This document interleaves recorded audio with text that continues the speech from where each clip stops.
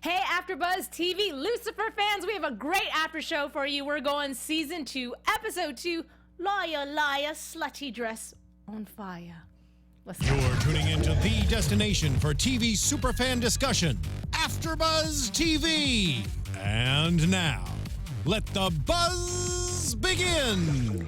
All right, so my English accent was a little weak, but hey, whatevsies. My name is Alikona Bradford. So glad to have you here with us tonight. Please be sure to co-host right along with us. All you have to do is join the hashtag ABTV Lucifer. We'll read your comments and we can chat with you. But in the meantime, warm hellos to my co-host.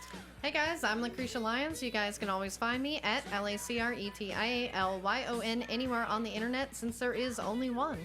Yes, and there are only 2 of us, so again, more room for you to join us on this end of the table. So let's talk Lucifer, because tonight was such a great episode. They have such an amazing way of getting to the point, but having the comedy in there, and it's just amazing. And I almost knocked my drink over. Do you know how many times I've done that on this?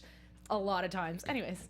That's all. Going back into the show. Okay, so obviously we start off with Mom, who's hopping bodies here and there. Mom found a pretty hot body. I know, Trisha Helfer, good choice. Yeah, absolutely. Good, but weird all at the same time. I mean, obviously Lucifer acknowledged the same thing too, but when you have this really hot mom who's relatively his age or possibly younger and looking that good, and to be like, Mother? I'm like, oh, weird.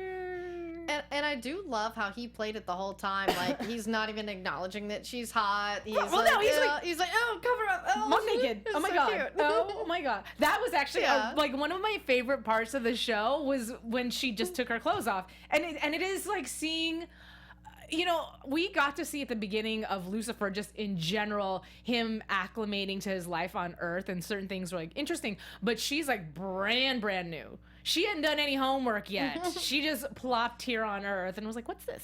What's this?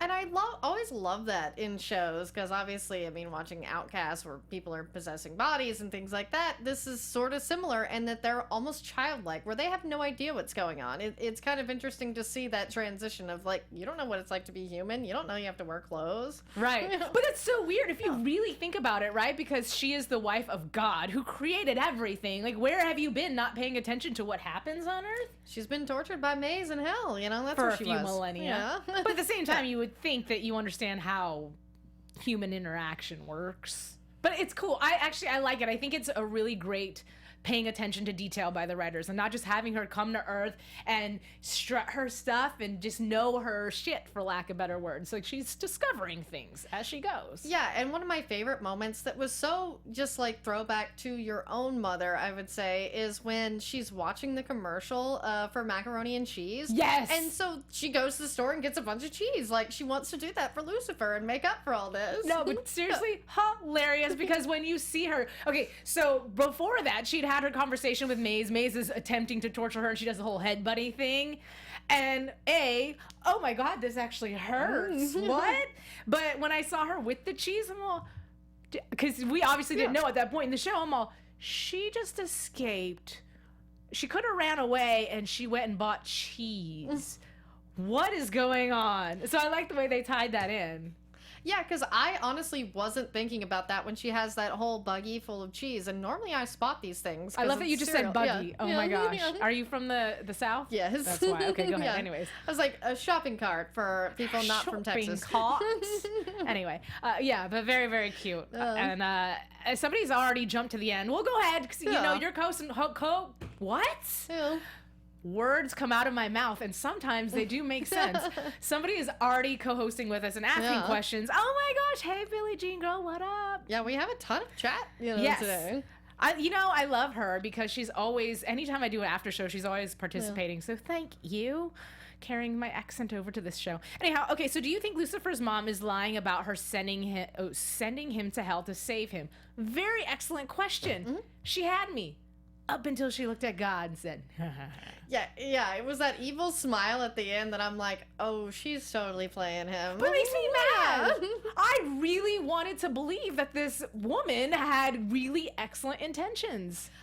And they may not be that nefarious. You know, it could be she's like trying to one-up God, but she still wants that relationship with Lucifer and Amenadiel, because I feel that some of that may be genuine, but it is sort of like their power play for their kids, you know. But at the same time, okay, look, she was an angel, she was pure, and got sent to hell, so maybe it rubbed off on her. But in my mind, when I think of an angel, regardless if you were fallen, you were supposedly kept there against your will, you should still be pure. So why are you being manipulative? Shouldn't you be all like halos and sweetness? Well, I mean, Maze did torture for, you know, a millennia, as she put it, and, you know, that changes She the did, but person. she didn't. Yeah. Because she didn't have a physical form, so therefore she couldn't do anything to her. Yeah. And Mom had said, the only way you could torture me is if I did something wrong, and I did nothing wrong to be in hell. So there's some sort of truth to whatever it is that she's trying to sell. Yes, because, you know, it does deal with the supernatural, and we'll get to, you know, the supernatural scene later. But yeah, that was something that it was good to explain. Like, you know, why she's obviously not really bothered by Maze, who had supposedly tortured her for all this time, because she really couldn't, because she hadn't done anything, and she wasn't this physical being. Right. Yeah. I don't know, guys. Y'all are hopping into the chat, which is amazing. New people, hi, RJ Martinez. Was she an angel? I would assume so. If you're married to God, I would assume you're an angel of some sort. Otherwise, I don't know. Well, and her kids are angels. Yes. So, I mean, there had to have been some sort of angelic quality to her at one point, I would think. Yeah. Well, she was in heaven, so I think that just automatically makes you an angel. But Maybe. anyway, let's talk a little bit about another mom. Let's talk about Chloe a little bit. And side note, I liked the whole working of morale and parenting in there, especially the way they intertwined it with Lucifer and his own mom issues, because I think he doesn't know how to separate his own feelings for his mom with Trixie's, and talking about abandonment and like way going overboard. I was like, oh, okay, little transparent, but that's okay. I get it. I don't know. Yeah, it was really cute, and it's always so cute. Lucifer is also very childish, much like his mother, but in a different way, and where he's not able to see that until it's just literally thrown into his face. Of like, you know, sometimes parents have to make decisions, like not buy that doll because of what Trixie did to get the doll. And then, you know, I think that made him think about his own mother situation, that maybe she had good intentions. But at the same time, Lucifer's rewarding Trixie because he's like, oh, good job. That was smart. What are you talking about? That was excellent. You know, and it's funny because he swears that he doesn't like her and that she's filthy and everything like that. But you know he's got a soft little spot in his heart for her, and probably connects to her more than anybody else in the entire series. Yeah, in his own way. Yeah, like Lucifer is not so much an ingenue like Trixie or the new character Ella, but you see that he gravitates towards them because he likes that about them, that innocence, that, you know, and he wants to sort of reward their inherent goodness, like with the fake chocolate cake. Yeah, exactly. Exactly. I also liked I'm trying to figure out. I'm really torn, and I'd be interested to hear what you think and what you guys think, because me being a girl, I'm a bit of a sappy romantic, and part of me is going, okay, this series has to eventually bring Lucifer together with Chloe, and they're gonna fall in love, and blah, blah, blah, blah. But at the same time, I really do like Dan. I think that he's a great father, regardless of anything that's happened between him and Chloe. It's, you know, a different thing. He doesn't bring it into his relationship with his child, and I do like the two of them together. I like that he's now under her and she's giving the commands, you know? So who would you like to see her end up with? Well, Lucifer did upgrade him to Sir Douche this episode. That's a high honor. Yeah, and to me, it is just like with Chloe, I don't see that with her and Lucifer. To me, it would almost, you know, ruin the show, because their camaraderie is better. But that's the thing, is I feel like Chloe and Dan should be together. They're their parents. And Dan, despite his transgressions last season, they're big ones. Oh yeah, they're big Real ones. big. But none of them were to hurt Chloe or Trixie, and a lot of it was out of protecting them. Right. And that's sort of the thing. It's like I can't, you know, meet my man Dan. I mean, I'm gonna get off the topic of the show, but I'm gonna continue with this for just 2 seconds and say this. Yes, I agree. However, I'm going to rebuttal, and I'm going to say that it would be that classic bad boy, good girl. He brings something out in her, she brings something out in him, and then they're just cute and happy together, and then they fight crime together. I don't know. That's just me. Anyways, but we should get into the case a little bit, because obviously we talked about Mom. Mom was at one point a real human with a real issue, a screwdriver in her neck, trying to do good. But I want to talk about her husband really quick, because before he came into the picture, I'm like, oh, first of all, she's married, hates him, doesn't sleep with him. And when he shows up at the door looking all sloppy, and I love that Lucifer gets into like, oh, no, honey, diva, we need to fix this. It's like he was Tim Gunn. Yeah, I felt like I was watching Queer Eye for the Straight Guy. In its own little way. But anyway, I thought that was a really, really clever way to have Lucifer find the drugs. He's always finding stuff. Like, he's got his own motives and somehow stumbles upon other things that ends up just helping the case along. He's like, yeah. He's like Castle, but Satan. There you go. There you go. So I want to read I always like talking to you guys as well, too, because this is your show just as much as it's our show. And I want to see what everybody's saying in the chat. Ivan, hello, hi. And he does not like Sir Douche. No. Okay. So RJ Martinez seems to think that it is like Lethal Weapon. Movie, not the show. Thank you for clarifying. Yes. Anyways, okay, so keep on chatting. We'll check periodically. Let's get back into the show. Anything significant stand out to you? They're like, oh my goodness, I really loved that moment. Well, I love to see Michael Gorgon, who played the disheveled, dad slash husband of Charlotte, because he was Heroin Bob in SLC Punk. So that was immediately, I just yelled out, Heroin Bob. And he's such a good, quirky actor. And to see him, like, wearing Crocs, I was like, that's hilarious. And he had 8 pair with 8 different shades. Oh, no, there's other colors. Honey, no. See, that is why she cheated. It's never okay to cheat. I'm not condoning it, but I'm saying when your hubby starts doing that, Yeah, I mean, that's why Lucifer was trying to get him to sack up, and that's what I like is Lucifer does want to help people because he's like, oh no, dude. Yeah, in his own way. But Billie Jean Girl actually asked what we thought about Lucifer taking the drugs. I was like, he is the devil, so of course he's gonna do mischievous things, but it is a little weird because I'm fighting for him to be this good guy in a wolf's clothing, if you will. Cocaine's a hell of a drug. He can't help it. Hashtag wedding. No. And he took 2. Oh, yeah. 2. I was like, okay. And I do like, typically, I'm not one for procedural shows. I do like this because of the fact that we have the element of the comedy, and there is a little bit of an underlying romantic aspect, if you will. But I think that they did a really clever job of just tying all the loose ends together and making everything connect so well in this show. And everything from having the suspect go from the lord of this cartel to it really being the weenie in the office that was the associate. And I was like, really? First of all, dude, you're smaller than the girl that you killed. We're supposed to believe he must know martial arts. Well, to be honest, I so saw it coming as soon as I saw that guy, actor Eric Layden, because he's in a lot of serials and he always winds up being the killer or somehow squirrely or involved. So it's sort of cheating when you watch a lot of TV. You're like, oh, that guy's in it. Yeah. Oh, wow. Excuse me. Me. Okay. Back to normal.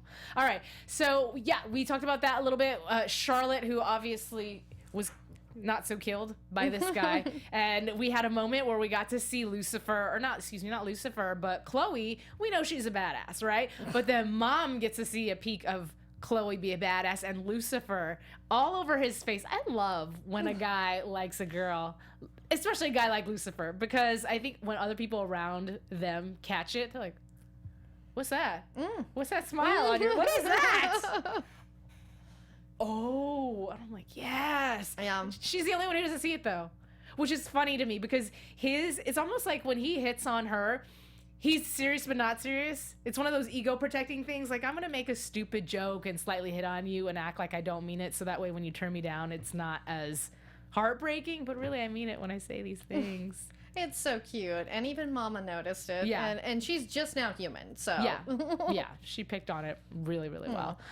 Also, another thing I want to talk about, if we're talking about men and all these other things, so Amenadiel is dealing with Linda. I really like the interaction between these two characters this episode. I loved that she confronted him and was like, look, because I don't think he really truly understood, and also too, being a demon and coming down to earth and maybe not quite understanding the complexities of human emotion and what your actions can do to affect other people, for her to stand up for herself and say, look, I'm not just ticked off at you because you lied to me about being this, that, and the third. I'm ticked off at you because I trusted you. I liked you. You were my friend, and I confided in you, and you broke that.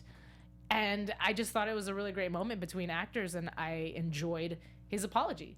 Yeah, and I, love Dr. Linda and Amenadiel, so it's good to see them share scenes again. And that was such a powerful scene because we are getting, like how we had Lucifer discovering himself last season. Now we have Amenadiel doing it. And your friend online, Billie Jean, also had commented, what's going on with that? Is he becoming more human? And I think that is the symbol of his wings sort of, deteriorating. And, it was such a powerful scene, and I love the use of the supernatural metaphor, as this show really does well.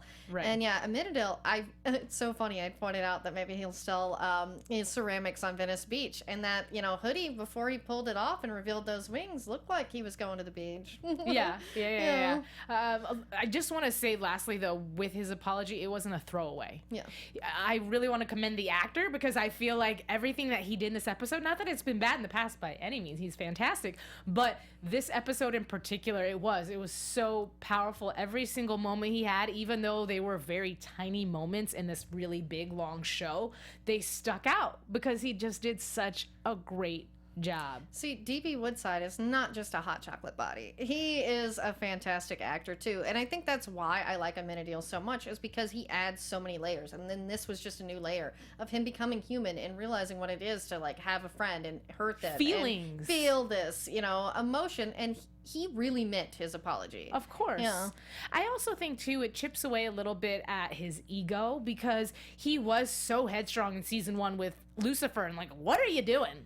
Why are you interacting with these humans? And do you like this girl? What are you doing? And now he's going through those same exact motions. And I think it's probably a little piece of humble pie, if you will, to be like, oh, this is why. And I actually like this. Yeah. And for a second there, I know that Maze is his little boo thing, but I saw a little connection between him and Linda. And even though it's a friendship connection, I could totally see that becoming a bonding connection and having this argument turn into something stronger afterwards. Yeah, to me, Amenadiel, and Ivan Soto pointed out in the chat, is being punished by dear old dad. And I do feel that is some of this, his wings wilting and becoming more human. But I feel like, just like with Lucifer being sent to hell and now doing this, it's all these lessons that they're learning. And yes, this lesson, I think, is more gearing Amenadiel to find love, whether it be with Maze, which I really like, or Dr. Linda. There is that connection there. And that apology was so real.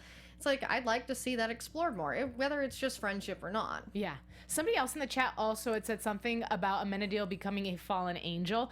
I just want to say, this is the first time, and I could be slow. It's okay. I admit it. This is the first time I realized that Lucifer's license plate said fallen on it. Oh, really? That's so clever. And I've watched every single episode. Never saw that before until tonight. Have you? Yeah, I'm a big car girl, though, and because, it's a more classic car, so of course I noticed that, and I was like, oh, Fallen, that's clever. Yeah. Anyways, good job. These writers on this show, they play such good attention to detail. It's fantastic. Yeah, the Lucifer Writers Room, you guys should follow them on Twitter. They're pretty funny, and then, of course, showrunner Joe Henderson, who's joined us several times and probably will be back this season, funny guy. That's where they get all the humor. Yeah. Yeah. And it's delivered in such a way to where, because, when you watch comedy and it's blatantly in your face, ha ha ha ha ha, but when it's that straight, it's so serious to them comedy, you're like, oh my God, I can't with you. Like, I can't, especially with Lucifer over and over again. I'm like, no, he didn't. Anyways. I love him. I think Tom Ellis is such a fantastic actor as well, too. So I know. I did not know him before this show, so I've just been so impressed, especially with his singing and piano playing. Yeah. I'll actually talk a little bit about that in news and gossip. Let's see what else everybody else says. Oh, thank you, Steffi Place. I'm sorry, I can't. I hope this says Place. No. It's hard to see. Yes, but anyways, it does. Okay, it says Fallen 1, actually. Good eye. Okay. And then Seb Russell says, vanity plates are such a Lucifer thing to do as well. Aren't they? That's hilarious. Let's see. Like with Lucifer, literally and emotionally becoming vulnerable. Absolutely. Oh, hey, Boobies. Boobies69. Hi. We're familiar. We know each other. Anyways, okay. So how come no one noticed Lucifer stealing the cocaine from the police station? Okay. We brought it up a little bit earlier in this after show, but yeah, he just walked nobody noticed. They're too busy focusing on other things. It's like, that's not that important. Right. You know what's funny? Random sidebar. We were talking about Trixie earlier, and I was looking for news and gossip and looking up some of the actors. And on IMDb, it always has the actor's height. And it's like 3 foot something. I'm is that? Oh, yeah, that's right. She's a little girl. But it was just so weird to read somebody who's only 3 foot. Anyways, I digress. Going back into the show, have I left something out? I'm sure I have, because I'm all over the place. Well, of course, what was it? Ben Wheeler, who has a big wiener, the lawyer who cried for them, that was Charlotte's boyfriend. Yeah. On the side. Funny thing is played by Colin Egglesfield, who is most known for being the unaborted fetus on All My Children, which most of you probably don't watch soaps, but Erica Kane, Susan Lucci's character, the iconic character, had an abortion like in the 70s, before I was born. And when he came on the show, they made him that unaborted fetus that had been implanted in someone else. Like, crazy storyline. Of course, it's a soap opera. So, I mean, that's all I can ever see him as. But he is such a good, funny actor. And then when that throwaway line at the end when Mom says, "Oh, my children," I was like, literally LOLing. Yeah. Yeah. Hilarious. I love that you said that. Well, okay, so I've run down pretty much almost everything. The only thing I didn't mention is the deal. So at the end of the show, one of the things, or not end of the show, excuse me, it's quite in the middle of the show when Maze lets on to the fact that Lucifer has this deal. And then I thought, A, is that deal even real? Or she was just saying something because she told Lucifer, oh, I let the thing slip about the deal. And then at the very end, when Mom is trying to manipulate, maybe, Lucifer, is that because of this deal that she might have in the back of her mind? Well, there is that scene last year in the finale when Lucifer gets shot by Malcolm, where he goes to like the circles of hell. It's a really good Dante's Inferno reference, and he notices his mother is gone, and he feels that, you know, that was God letting him go back into his human body and be, you know, there to save Chloe, and all this was the deal, but it was all implied.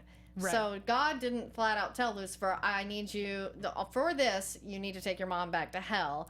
Right. But he showed him his mother had come out. So that's what he thinks, but I don't know. What do you guys think?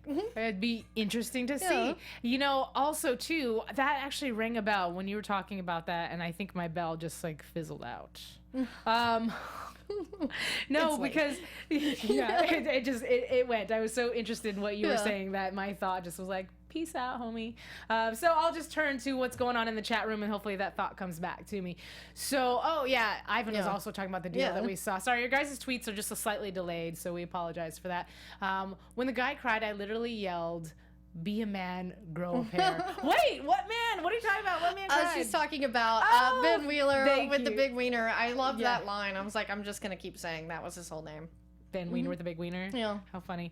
I'm so mad that I cannot think of whatever thought I had in my mind. Well, maybe this will jog your memory. Darth Loomis, Leumas, hopefully I pronounced that right, is the Archangel Gabriel going to show up anytime soon?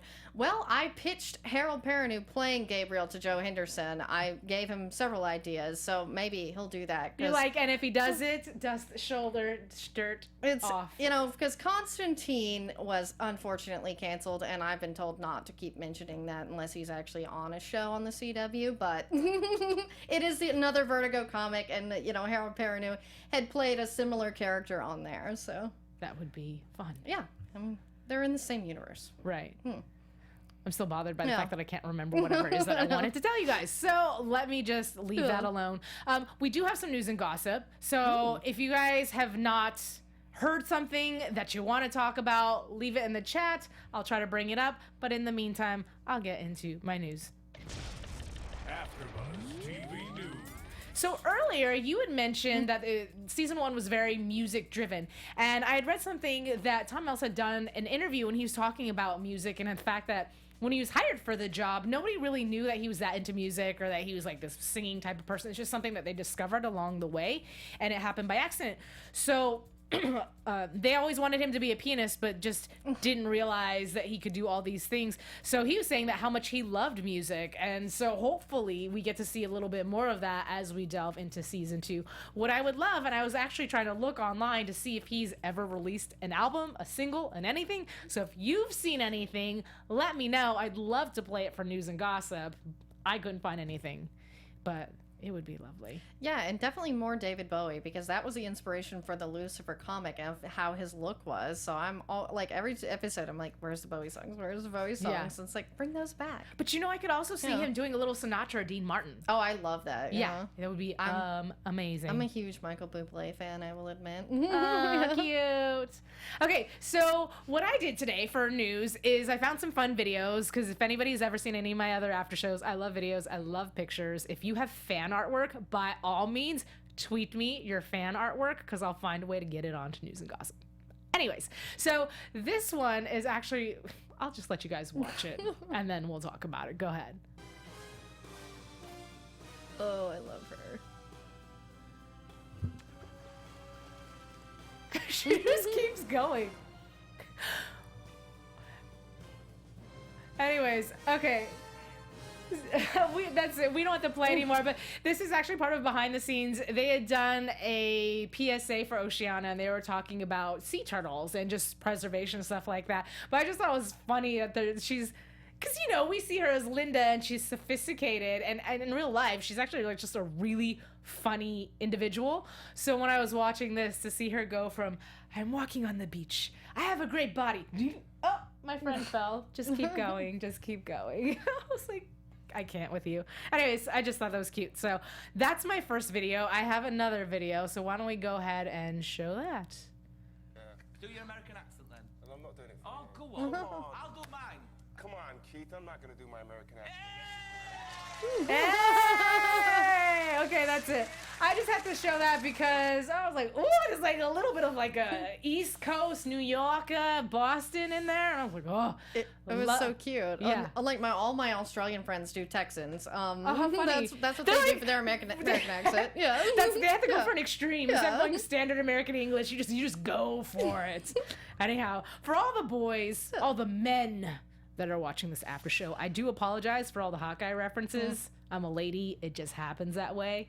But I do appreciate you joining anyway for the conversation. And hopefully you enjoyed the swimsuit video ahead of this. Anyhow, this is the last video. It is a Q&A with Kelvin Alejandro. Anyways, let's just watch. Let's just watch it. Forgive me, the questions are in Spanish. Comment. Take it like it's yours and know that you deserve it. Your dream. The way to succeed in life is to stick to it. Stick-to-itiveness. Don't ever give up. If you love it, go for it. I love our culture. I love how strong our family values are, and how, there's always a birthday party to go to.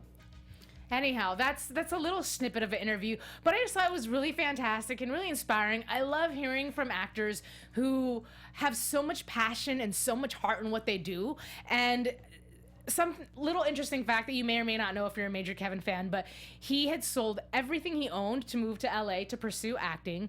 And he said that, let's see, he's also started the Jerry P. Worsham Scholarship Fund with his best friend, Stephanie Monroe Taylor, for underprivileged theater students to help them go to college. And I was like, that's really cool. Like, he's giving back to the community. And again, I think when you do something like he did, sell everything to come to LA, you give yourself no other option but to succeed. And that takes so much courage that I just admire him that much more. I always thought he was a great actor, but when I saw that, it touched a little piece of me. Yeah, we anyhow. gotta give Sir Douche a break. Sir Douche is, you know what? Sir Douche has had some days where I was like, you're a little cute. I'm not gonna lie. Sorry, guys. Sorry, I'm doing the girl thing again. I loved him as Jesus, Lafayette's boyfriend on True Blood. So I was like, I haven't seen and then that. he was on Arrow too. He was on Arrow. He was a villain on Arrow. So it was really interesting to see him on this show when this first came up. And I thought, yay, you're on another show. Good for you. Anyhow, that's all. That's my news. I don't know if you have anything awesome and interesting that you'd like to share with us. I totally do not have anything awesome You're and fired. interesting. Okay, so our chat fell down. Yeah. I'm sure I've got it right here. So okay. Yeah. Follow it back Good. up. Is there any final comments from any of our fantastic co-hosts that want to talk about something? Yeah, Ivan Soto still says, Sir Douche. That is our final comment. Well, I will say this because Billie Jean Girl, you're excellent at participating. You got one more question for us. Do you think that there's going to be more of Lucifer's siblings that show up, or maybe even God? I would love for God to show up. First of all. Second of all, I think it's really funny that Ella had her conversation with Lucifer as he's sitting there. And okay, when he's doing the prayer and Chloe caught him, are you praying? That was Yes! so cute. And this thing doesn't work. Is this thing on? And as she went into her whole spiel about it's like a one-way intercom. And I'm thinking this is so hilarious because you really are talking to the devil right now. Like, you do realize that, right? Well, and in the last episode, she's like, "Oh, are you a method actor?" Like, I love Ella. Like, She's it's funny. hilarious. Okay, well, I feel like that wraps up news, gossip, everything that's going on the show. And the last thing we can do is talk about predictions. So let's get the cool music on, shall we? And now, your AfterBuzz TV Predictions. I should have been a beatboxer. Anyhow, okay, so predictions. Let's talk about Mom. Do you have any predictions for what Mom's real deal is? I feel that Mom is here to get Lucifer and thus Amenadiel too on her side to whatever transpired with her and God. There was, I feel that she really did come to connect with them, but there is that ulterior motive when she smiled. And yeah, like you said, I feel that there are more children coming because I felt like that was more than him and Amenadiel. And Ivan Soto in the chat says Uriel is his other brother and is coming confirmed. I haven't heard that casting news, but you know, good to know. I'd like to look that up and make sure that is cool because yeah, I'd love to see some more, you know, angels and demons. Right. Well, we definitely know that Mom is vengeful because she had made light reference. Her and her son were talking, and I don't know if it was her or him that had mentioned, the floods and the this and the that, the natural disasters that she had created, and all that was because she was in an argument with God, with Dad. So obviously she doesn't have a tight handle on her emotions, and again, not as pure as we imagine an angel to be. So I definitely think that she, unfortunately, due to the smile at the end of the episode, has some very deep ulterior motives. I did also read, though, that Lucifer is very much a mama's boy without maybe him realizing it. So I think that the whole psychological aspect of the abandonment is really going to start to unravel as we go on with the season, and having Mom there to try to help heal those things via more mac and cheese. Who knows? Maybe she'll bake a cake. Whatever. But yeah, we get to see more layers of Lucifer because there's so much about him that we really don't know. So it'd be great to see that happen. Now, going back into, I talked a little bit about Dan and Chloe. There were a few comments with the whole, I like when you, give me orders or something like that. He obviously still has one for her, you know? Yeah. So as much as I want to see her with Lucifer, I do think they're going to go a little bit down that path as well. I'm trying to think if there's any. Amenadiel. We have to have predictions for Amenadiel.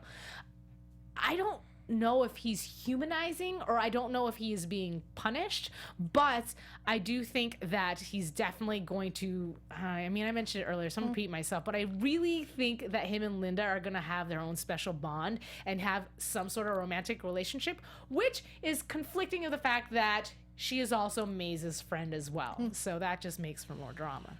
Of course, and that's what these shows love. Boo69B says that Lucifer's family should all go to Linda for therapy. I totally agree. Yeah. And apparently Michael Imperioli from Sopranos fame has been cast as Uriel. I can't believe I missed that casting news. It was back in August. Whoa, okay, way late. Yeah, I was like, We're wow. way late. I'm like, sorry guys. That was totally my bad. I should know that. Oh. Well, either way, we had some really great, excellent action going on in the chat room, so thank you so much for joining us again. We had a fantastic time. I'm going to turn it over to the front, to the wide, to wish you guys adieu. Thank you so much for joining us. Our other host will be back next week, so thank you so much. Be sure to follow both of us on social media. I'm Alikona Bradford. You can follow me at BoysAndBeauty01. I love talking Lucifer and all things TV, so make sure you tweet at me and follow all of us.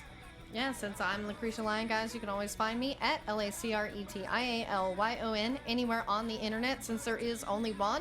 And if you'd like to know more about comics like Lucifer, feel free to watch me on Book Circle Online, AfterBuzz TV's sister network. We do a comic book exchange live at 6 p.m. on Wednesdays. 2 words of advice for you. 1, this week, don't do anything that Lucifer wouldn't do.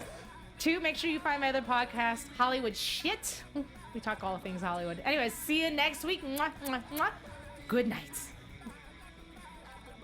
From executive producers Maria Menounos, Kevin Undergaro, Phil Svitek, and the entire AfterBuzz TV staff, we would like to thank you for listening to the AfterBuzz TV network. To watch or listen to other after shows and post comments or questions, be sure to visit AfterBuzzTV.com. I'm Sir Richard Wentworth, and this has been a presentation of AfterBuzz TV. Buzz you later. The views expressed herein are those of the hosts only and do not necessarily reflect the views of AfterBuzz TV or its owners or principals.